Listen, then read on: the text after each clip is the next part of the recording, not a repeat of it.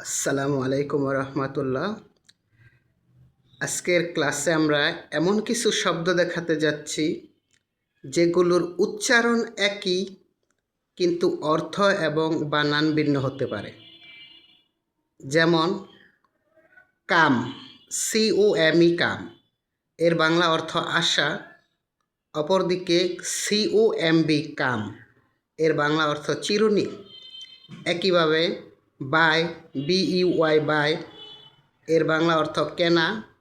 R BY by, যা preposition অর্থে ব্যবহার হয়, এর বাংলা অর্থ মাধ্যমে বা ধারা একরকম বোঝায়। EWE ইউ, এর বাংলা অর্থ ভেড়া। অপরদিকে YOU এর বাংলা অর্থ তুমি।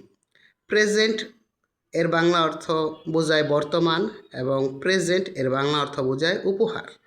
এই দুইটা বানান আবার একই।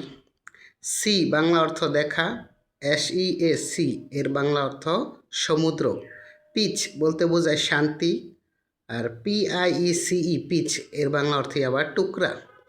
সাম অর্থ কিছু, SUM সাম এর বাংলা অর্থ অঙ্ক।